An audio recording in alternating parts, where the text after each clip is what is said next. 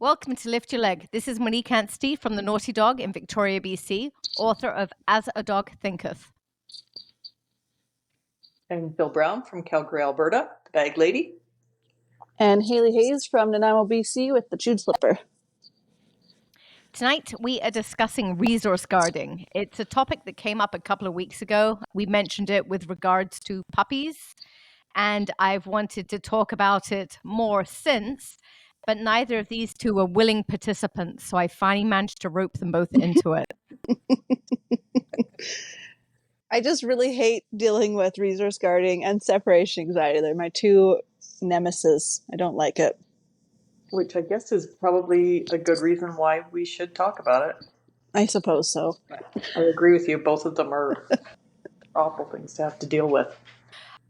Oh, it's perfect timing right now for me because I have two dogs here, both with resource guarding. That's why they are both here.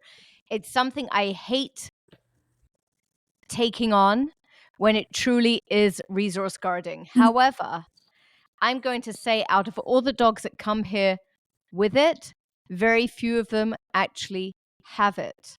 And by that, yes, they're biting over losing possessions, but they're also biting if you touch their feet in the wrong way or you hold them on your lap or if something else happens that they don't want. So they have a whole bunch of misbehavior, and biting over prized possessions just happens to be one of them. Those kind of dogs I love training.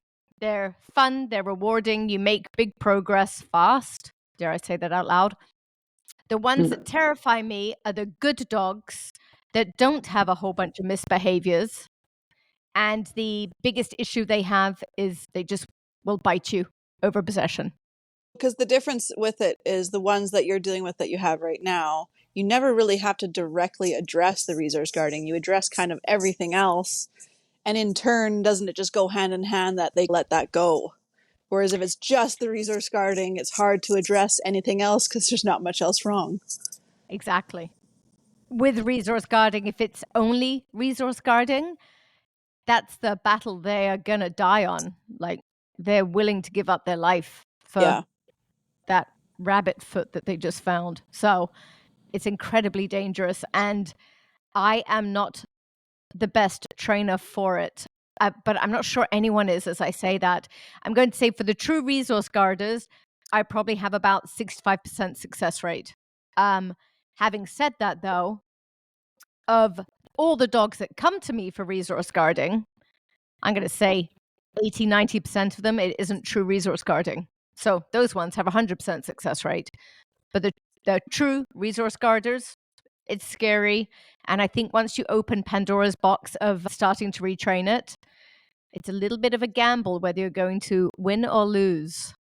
I think the big scary thing about the true resource guarders that I have seen is that it always expands. So it might start with guarding a bone that they have, but then they're guarding the bed that the bone is on, and then they're guarding the room that the bone is in. So I feel like I don't know if it's true for all resource guarders, but the ones that I've seen who are true resource guarders, it just gets bigger and bigger. I agree. It starts with the possession, and then it starts with space around the possession. So you unknowingly walk into the kitchen and your golden retriever puts you in hospital because you walked by the casserole dish that was on the floor to get to the dishwasher. And yes, that happened to a client of mine. Post-COVID, there's a whole bunch of golden retrievers I'm getting from a kennel in the interior BC. And I've seen so much resource guarding and golden retrievers since COVID, so much, more than I have in my entire career. And they're all coming from the same place. And those dogs are a bit scary because Goldens don't do aggression very well. By that, they don't have the ancestry to know how to do it right. So they go full throttle. They can't give you a snarl, tell you to back off, gradually increase. They just go right for the kill. The end. But they are scary. Goldens are some of the worst if they are going to have this issue. Any kind of aggression, not even just specifically resource guarding, of the Goldens that I've worked with, true aggression, they are terrifying. I'll take an aggressive German Shepherd over an aggressive Golden any day. I think part of that is because you expect it from the other breeds. Goldens are supposed to be this big teddy bear that you don't ever see any aggression from. So when you see it, It's terrifying. Shocking. No. I agree, Jill. Yes, you're not expecting it, but the damage they do is also, they are scary. They mean it. Oh, So, definitely. yeah. But you would be less surprised having a German Shepherd come at you like that than a Golden Retriever. It So certainly adds in that shock level on yeah, top you've of got that the initial shock of that wasn't supposed to happen. Yeah. Yeah. Have you dealt with resource guarding and the Goldens that you've had, Jill? Myself? Yeah. No. Okay. No, and my dogs eat shoulder to shoulder. So there's definitely nothing there. I'm not going to say that if another dog came into the house and tried to go into a bowl, there wouldn't be an issue. But is that wrong? I think they would That's tell fair. you. No. No, it's totally not wrong. But yeah, my young one finishes off my old one's bowl if I'm not watching. And there's never a curse word about it. Yeah. I Who think a did? lot of Who puppies did? try of many different breeds. Even my Italian Greyhound did. I think any puppy with some spice tries it. And to me, it's not even an Yeah. issue. It's just something you need to work through. But Now it's you say it's something you need to work through with a puppy. How do you work through that? Oh, that's why we're discussing it tonight. It depends on the puppy. There's multiple ways that I'm going to go through it. So with the puppy I have here right now, it was many different angles that I was taking with him. The first thing was he was sitting on my husband's lap watching TV, and he decided he didn't want to be there anymore. So he bit him. So rather than move, he made your husband move? He was being held. So he stated his anger wasn't I see, allowed up and then bit him instead. I said, I meant it. Let me go. So that was the first time. The second time he showed his temper was I held him and cut his toenails, feeding him cookies, cut his toenails, and he really thought about it. So with him, we were seeing it in other places. Once again, it wasn't strictly resource guarding. So today was his test day. And I went to the store and bought him a nice, fresh, meaty bone and gave it to him and let him have it in his crate all on his own for about 20 minutes. Then I let him out of his crate with it. And he did like figure eights around my leg wiggling, showing it to me how proud he was, like letting me touch it. And so it's multifaceted, I think, with every single dog. Another thing I did with him was I increased his meals. I went to his food bowl at the end and dropped something better into it. He got his freedom. He got his off-leash hikes. So his needs were met and he was tired. He also got necessary nap time. So I wasn't dealing with an overtired puppy. Yeah. So a whole bunch of different things. But he got in trouble for biting my husband. When they're young like this, it's never that you're directly saying, okay, he has a resource guarding issue. This is our main focus. It's everything else in his life that kind of compound into it. Because this is how I've always dealt with resource guarding. The ones that I've dealt with. Chloe had some bad resource guarding. I never directly dealt with it. It's too dangerous to. So I would never say never. But pretty much with any behavior problem I'm getting here, I never start dealing with that problem right off the bat. That's just a kiss of death. Until I start from the outside in. So it's like peeling layers of an onion. You start taking off the skin and then the first layer, then the second layer. So with this puppy, the first layer was him sitting on my husband's lap. The second dog I have here right now, he's older. He's a year old.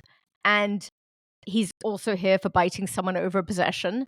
So his first step was loose leash walking, which he thought was a terrible idea. So he learned to walk nicely on a leash. That was yesterday. Then today, cutting his toenails, he told me to piss off. So I told him no. And then when I told him to knock that off, he totally amped up and fucking nailed me in the hand. So he doesn't have resource guarding. The dog's a dick. Why don't we just deal with the fact that he's a dick and start from there? He's actually really sweet. I like him. He's a fun, spicy little shit rat. And he needs some rules. So long before I'm taking a bone from this dog's mouth, if I can't cut his toenails, I'm not putting my hand inside. Yeah, no.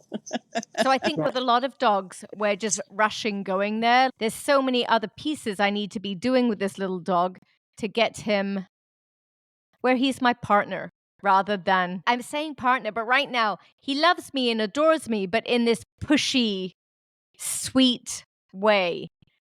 But it's not friendly. It's more pushy and needy. Like he still wants you to play on his terms. Yes. Like today, I gave him his dinner and I put him in his crate with his bowl, and he almost bit me for picking him up because he didn't want to go in the crate. So it's always on his mind. It's not like it's a one-off with resource guarding. It's more surprising when puppy? he doesn't think of biting me. He's a year old. Oh, okay. So less of a puppy than what I was thinking. Yeah, he's a young, pubescent man. How old is the other one that you have? 12 weeks. So I have 12 weeks and a 1-year-old Jack Russell. The resource guarding is not the sole purpose of their training. I would never start with the problem. So no, I'm not starting with resource guarding with either of them. No. I'm starting at the outside and then moving in. Now, knowing that they have a little bit of resource guarding, when they're eating, are you going and adding in higher value food? Or do you just ignore it for right now? I get really irritated when I'm at a restaurant and the waiter keeps coming and talking to me and filling my wine or whatever else. Leave me alone. No, I don't do that.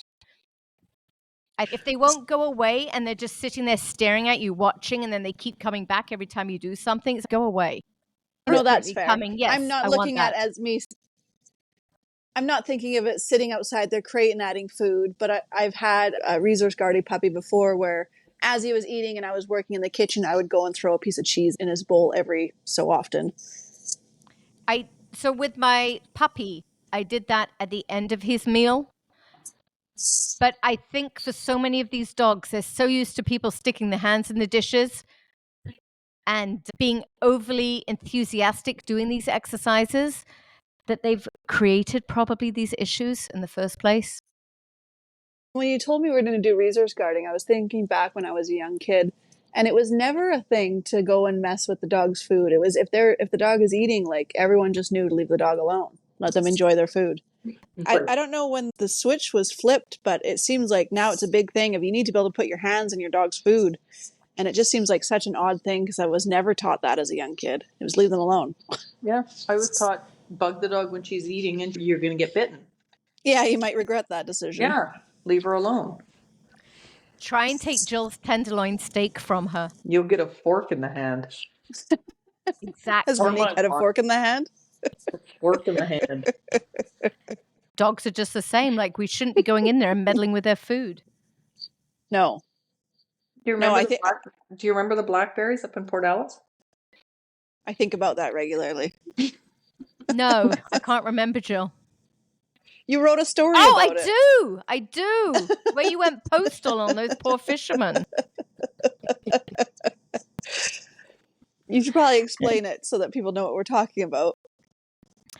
We were having dinner, and Monique said something about the fishermen are after your blackberries in the back of the property. And I said to her, you need to go and tell them to stop or I will, and you might not like what I have to say. So she was like, have at her.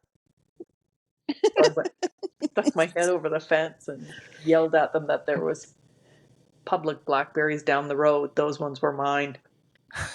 And they wide-eyed backed off and said, oh, sorry. So resource guarding is not necessarily a terrible thing, is what I'm hearing. Now I have blackberry flavored vodka and it's delicious. I wish I'd been there. And I'm actually drinking my blackberry vodka. It's delicious. I do remember back when Sheila's got her first dog, Jordan, a big German Shepherd, and she's tiny little Sheila, and this is her first dog coming out of high school. So she gets a working line singleton German Shepherd male. And Hayley had been working with her and sent her my direction because her puppy had terrible resource guarding. And Sheila was just a shy little thing. So I ended up taking Jordan for the day, and I was going to work with his resource guarding. And he was just a puppy. He was probably between 12 and 16 weeks old. So I took him to the beach, and I love taking resource guarding puppies to the beach because there's so many treasures there. So they steal a crab shell and they guard it. And you can say, no, right here. And then they grab your bit of seaweed. Then they want to guard that. And it's right here. Look at this bit. And they point out to a bit of dead fish somewhere. So it's like treasure hunting with resource guarders. It's fun. And they just get their So you fill. guys are They like a realize, team resource guarding the beach. yeah, like we go hunting for stuff together. And they learn that you're not going to steal their stuff. They can swallow whatever they want to. It just comes out, maybe in a bit of fury, but it does come out. So Jordan and I went to the beach, and bearing in mind it's summer and everyone's out. So we're going down the beach, the tide's somewhat in, and we're next to the RV park. And we had to cross over a bit of water to get to the sandbar on the other side. So we jumped, and as I kind of leapt, and then I got Jordan over there, and then there's all these logs, and what I failed to notice was the dead seal cavity that was there. So Jordan Jordan comes across and climbs inside the seal cavity, and he looks rabid, like he's standing inside there, or like he's like a dark colored dog inside a black hole. All I can see are his white teeth, and everyone can hear him like. And I'm thinking, this is fun. Like, it's tourist season. There's people everywhere watching me. Like, let's see what she does now. So I thought about, what the hell am I going to do? So I tried to call him out. Of course, he wasn't coming. If I went near him, he'd come out of it, like just snapping teeth and then crawl back inside. And I can't even remember how I got him out. I just remember that moment of incredible awkwardness. But I was just talking to Sheila, and she said what we ended up doing with Jordan was teaching him a down no matter what. So if he no longer resource guards from her, and she can down him, like he got attacked by a dog, she was able to down him and pull the other dog off of him. If he ever gets in trouble in any way, like she can down him in amazing moments that other people can't. So because of that, gave her the control she needed to deal with that part. And he no longer does that with her. So that was my one story. It came from this evening. But I will never forget that. That's impressive. Damn puppy inside a seal carcass. Oh, my life. I've heard that story before, but I had no idea it was Jordan. Yes, it was Jordan. I remember when Jordan was in not puppy class, it was a pet manners class, and I remember meeting him and meeting Sheila for the first time, and I thought, oh, this dog is so much more than I think she realizes, and I can't help her in a group class. And I was like, you need Monique, because I can't help you with this dog. And I met him again recently, and he's lovely. She's done a wonderful job with him. He is. He's absolutely delightful. Jordan's wonderful. He's lovely. Another perfect shepherd. Yep. And it was her problematic Jordan that also got another young person into sports. So CKC obedience and IGP. So having a problem dog isn't a bad thing. It'll push you to go the right direction of competitions. Yeah, I agree with that. When you're saying that you taught him a down for all of this stuff, I think that's the joy of true working dogs. You can harness that work ethic. But when you have a dog who does not have work ethic, who has that kind of level of resource guarding, you certainly are a little bit more hooped than the average dog, I think. I had throat biting dog. Yeah. And I remember that dog. I know, right? I can't remember his name. I just remember calling him throat biter. So he had lunged at her throat, and she put her arm up to protect her throat, and he savaged her arm. So he came here, and it wasn't, once again, it was not true resource guarding, but he was obviously fairly serious in his behaviors because he was quite naughty by that point. But he happened to live with a young couple that were amazingly disciplined, lived a strict lifestyle because of the jobs that they had.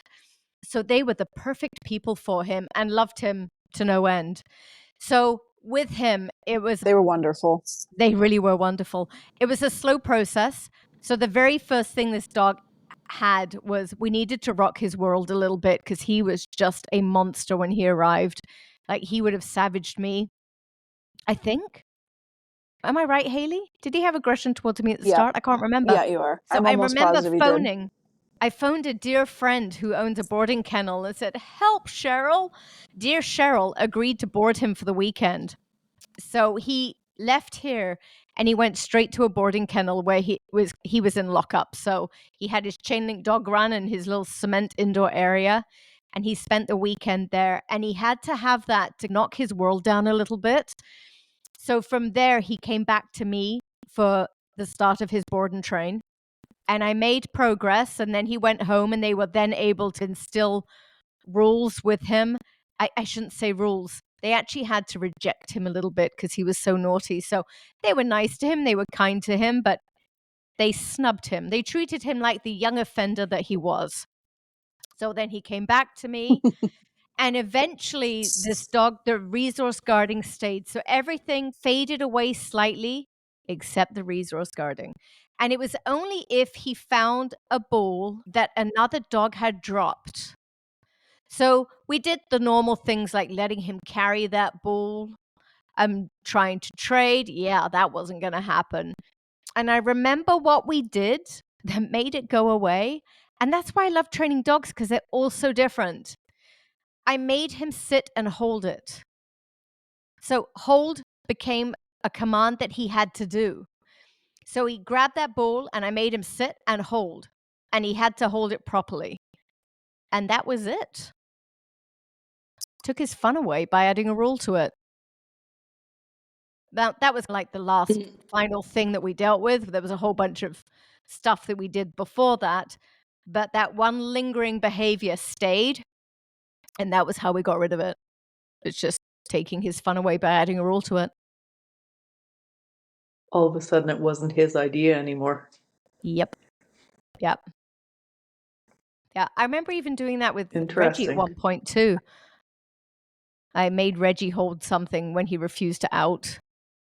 I don't think that ever helped though. With Chloe, who had some, I want to say scary resource guarding, but it was in the early days of my training, so maybe it wasn't as scary as I remember it being. But I remember taking her for hikes, and she would find a deer leg. She still to this day finds deer legs. But she came out with this deer leg, and she carried it for most of the hike, resource guarded the hell out of it. And I got to a point where anytime she dropped it, I just made her pick it up. Go get your leg. You forgot your leg. Go get it. And by the end of it, she was happy to leave it be. So same thing. Yeah. I have my little import dog right now. She's from a faraway land. So with any of the street dogs, I'm very careful with resource guarding because it's coming from a place of survival. And today she managed to find a rabbit dead. So I think it might have been a little bit of flesh with lots of bone and fur. So she grabbed it and I'm like, "Wow, darling, what did you get?" So we all cheered for her, and then I just made her keep walking. And then as she kept walking, what she was able to chew and swallow, she did, but most of it fell out of her mouth. And as we were doing it, I'm like, there's no way I'm taking that from her. I like my right hand. I have the same reaction with mine if they find something. Again, I don't have a lot of resource guarding issues, but I think I prevent that by when they find a prize, I make a big deal out of it. And if they will let me see it, that's great. I look at it and tell them how wonderful they are and give it back to them. When I first got Sebastian, and he was my feral dog off a reserve here, he was starved, emaciated, starved, and he came into my house. So, of course, he's going to have resource guarding because the dog's lived off eating paper and things like that. And so once again, took him to the beach because that's where all of these dogs should go. And he found all of his treasures. And then eventually he found this big, disgusting, dead, rotten fish. And again, it's like Hayley with Chloe. Like he carried it for half an hour. And I just kept walking until he was going to put it down. When he did, like, "Go get your fish, darling," I would help him with it. He'd pick it up. And then I think eventually I just showed him like, "Oh, what's this right here?" And he picked that up instead and ate it and left his fish. And that was it. Like, never again did he do that. He just had to know I wasn't going to take it from him. So there's a trust component to it in it too. especially with, I think, young dogs, puppies, especially all the rescues. I think with a lot of the rescues coming in, especially the feral puppies or the broken puppies I've had, they need to see that there's plenty of it around. Like, you don't have to guard these beef chewy. There's going to be 38 more coming. There's plenty of it here. You can let it go. It's all right. You don't have to guard it. Because for those dogs, guarding such a survival instinct. It kept them alive. There. Do you remember that rescue litter, Hayley? That half of them ended up going to, it was the Pitweilers. And Mother Pitweiler, Yes. for whatever reason, could only have a few of her puppies. So half of her litter went to a Bernese Mountain Dog who raised these Pitweiler puppies with her Bernese Mountain Dog puppies. And the Pitweilers that were from the Bernese Mountain Dog ended up way bigger, fatter, and laid back than the others. I just found that fascinating. I'd love to know them as adults and compare that litter to see what they were like as adults, if there was still a difference. Yeah, that would be interesting. That would be very interesting, actually. But could it be as simple as, though, like a Bernese Mountain Dog is going to have more milk? A sheep that has 4 lambs, those 4 lambs are going to end up way smaller than a sheep that has 1. I can see physically, yeah, but I would like to know their personality. I think if you're fat, if you're content and your belly is full, you're probably more laid back. At least I am after a big turkey dinner. And when you look at like large litters, when the puppies right from the get-go are having to struggle and fight for a nipple, they're learning right from day one that they've got to fight to get food. So, nipple seems like such a bad word. Sorry. I feel like a teenage boy. Would you rather teeth? Go on, Jill, ignore her. In a litter where you have, let's say, same breed. So we have one litter that's got 15 puppies and one litter that's got 5 puppies. It would be interesting to see if you have resource guarding in that litter of 15, because they're having to fight for milk right from day one, versus the litter of 5 where there's always 1 or 2 or 3 or 4 nipples left over. Breeders, I think a lot of them already do this, but when they start introducing real food, like when they start introducing bones, hopefully they all do that at some point. Mm-hmm. But if you've got 6 puppies, put 8 or 9 bones in there with them. There's always extras for them, and there's no real need for them to be resource guarding from day one. That makes sense. Yeah. I think back to Hayley's conversation about our street dogs and resource guarding. I think with street dogs, and it does depend upon what generation of street dog they are, but it's more like getting a baby coyote than it is a domestic dog. And by saying coyote, I am exaggerating because they're more domesticated than a coyote. However, they're not a domestic dog as we know them. And I think sometimes it would really help these street dogs if we started thinking of them in that way, because then we'd understand their needs more and stop trying to train them to become lassie. Because it's just not possible for some of these dogs. The pressure of that is just too much for them. Resource guarding can be transferred to them resource guarding their owners, because I hear that a lot from people. He just guards me. That's really insulting because you're calling those people a raw, meaty bone. Would you consider that resource guarding? That tells me that there's a big relationship issue. A jealous boyfriend resource guards you too. I'm going to steal that. I think that's a good explanation of it. But I do hear that a lot. Is it not something that you guys hear? We hear with so everyone many else, but things. when he's with me, he resource guards me. But it's so much nicer than saying, my dog bites people that approach me. But if you say he guards me, he sounds noble. Thank you. I didn't need protection from that 6-year-old child. The kid with the bucket and spade really wasn't a threat, even though it was pink. It's so much nicer than saying that than my dog terrorizes young children. It's all in the wording. It's reading in between the lines. But read between the lines here then. I had one dog that if she was sitting next to me up on the couch, sofa, depending on who's listening, if another one of my dogs came over to say hi, she would tell them to piss off. To me, that's resource guarding me. She didn't think they were a threat. She was fine with them when she's in the house. But the fact that she is sitting up on the couch with me, so now she thinks I'm hers. Again, I guess that goes to the jealous boyfriend. Yeah, she would tell Nan- them they'd get a smile and a snap, piss off, she's mine. Nancy Patton's words come to mind again. Who cares? Fix it. I did. But Thank we you. were just talking about whether it was resource guarding or an insult because, I mean, she didn't have to protect me from the dogs. She was just like, no. I'm not sure she was protecting so much as piss off, it's my time No, with mother. that's what I'm saying. She was just saying, get out of here. She's mine right now. Yeah. We haven't touched on, maybe we do a second one on separation anxiety. Truly, I don't have much to say about separation anxiety because it's something I deal with so rarely because my niche is elsewhere. So I'm not taking those dogs. There are people that do that more often than I do. Most of the dogs with separation anxiety that I get phoned about, very few ever have it. Very few. So we get so many phone calls about this every single week. And I'm going to say 1 in 500 dogs is actually separation anxiety. And generally those dogs, it's a rescue that got bounced. And that's an unfortunate thing about rescues. Like they get a dog, it goes to its assessment home, then it goes to its foster home, then it goes to a foster to adopt who decides they don't like it, then it goes to another foster to adopt. If you want to learn how to create separation anxiety, that's how, right there. If you're going to give a rescue dog a first person that they can get attached to, and then you just keep bouncing them again and again, that's how you create separation anxiety. So I think the only times I've really seen it are in rescue dogs that have been bounced. So rescues, please be mindful of that when you're getting these dogs in. I know sometimes it's unavoidable, but be mindful of it. Keep that in the back of your mind.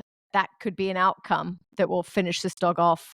But most of the dogs I'm getting phone calls about, once again, like my resource guarders, there's a whole bunch of other issues at play, and the dog's just having a hissy fit about being left alone.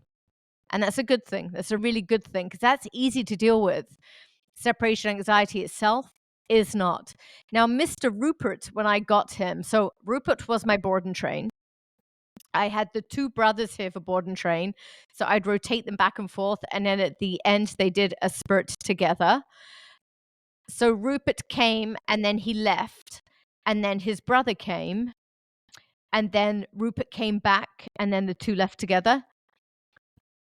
And the second time that Rupert left here, honestly, I had tears in my eyes as he was being driven away. Now, granted, it's Rupert. So he always looks a little bit like Eeyore, even in his happiest moments. But as he was locked into his car with his seatbelt, sitting on the front seat, he looked so sad. It was heartbreaking, absolutely heartbreaking. But I'm not sure if he even was sad because he always looks like that. Anyhow, 24 hours later, Rupert came back. It was the next day. And then was mine. But when Rupert came back, Jill and I actually had to look up photos of Rupert and his brother to see that I got the right dog back, because Rupert, who was so lazy and sweet and funny and charming, versus his brother, who was loud, gregarious, life of the party. Rupert came back like life of the party, loud and gregarious. Who is this dog? I don't like this one. And he also came back with separation anxiety. It was the 2 times of leaving. So he truly did have separation anxiety when he came back. And it wasn't at a point of being terrible or bad, but you could hear him singing in the house from a mile away where I live as he howled in his crate.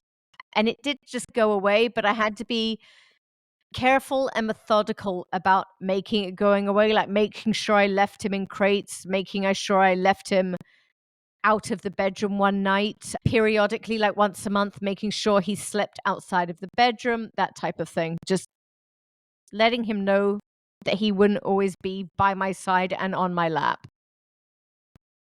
Separation anxiety is just such a tough thing for me. The true separation anxiety. It's one thing if you can tell them just to quiet down and they say, yeah, okay, sorry about that. But the true separation anxiety, where they will severely hurt themselves trying to get out of a space, that stuff scares me. Wow. I had a dog that I took from the SPCA, and the first time we tried to crate him, he chewed the bed, shredded the bed he was in. The crate was soaking wet just from him panting and chewing at the bars. It was horrific. Yeah. And thankfully he wasn't a destructive dog, so we just said, fine, we just won't crate him. And he was okay not being in a crate, but I think the confinement of that kennel was enough to set him off from being in the Humane Society as long as he had been there. A little bit of claustrophobia. That and the age he was at, he only got out of his kennel to have the kennel cleaned because he was 6 months or just under 6 months, so they wouldn't take them outside for fear of them getting parvo. Oh God. So the whole time he was in the crate in a kennel unless he soiled it. So he learned the only way to get out of the kennel was to soil it. Yeah, it was a mess, but thankfully he wasn't a destructive dog and he never had to be crated. I think a lot of the separation anxiety, whether it's true or not, I think people are dealing with it now a lot because of everybody working at home through COVID, and they all thought that it was a great time to get a puppy. And the puppies were never left. And then when people started going back to work, all of a sudden this puppy that's had people around 24/7 for a year is now being left alone. And a lot of people are dealing with that. I'm not into the training world anymore, but Monique, are you seeing a rise in separation anxiety since COVID? What I'm seeing is rescues telling people to be with their dogs 24/7 and then only leave them alone for 10 minutes here and there. So some of the clients I've been getting lately with their rescues have literally been trapped at home for a year, unable to leave their dogs. And one of them has to stay home while the other goes and gets groceries. The two of them haven't been out of the apartment in a year. Now, I'm sure it was the initial advice, don't leave them unattended, blah, blah, blah. But then once the stage was set that the dog was never left, then it's really hard to leave, especially if you're living in an apartment. Because now if that dog screams, all your neighbors are going to be complaining. So my advice to people, if you're getting a new dog, you need to leave. Go. Just do it. Right from day one, leave. Let that dog know you're coming back. Yeah. Because if they think that you're always going to be there and then you suddenly leave, it's going to be an issue. Just start right at the beginning how you intend to end. Yep. Yeah, it's good advice. And as I say, the rescues, there's 1,000 good ones, but we'll all hear about the 5 bad ones, lots and lots, because the information they're giving is just so out there. So this doesn't take away from the 1,000 good ones. This is just on the 5 who are giving really odd advice. Yep. Yeah, agreed there. Right no, then. this wasn't so bad. Thank you for admitting it, Hayley. Very big of you. You're welcome. I think so. Well, thank you, ladies. Fun. Good night. See you next Tuesday.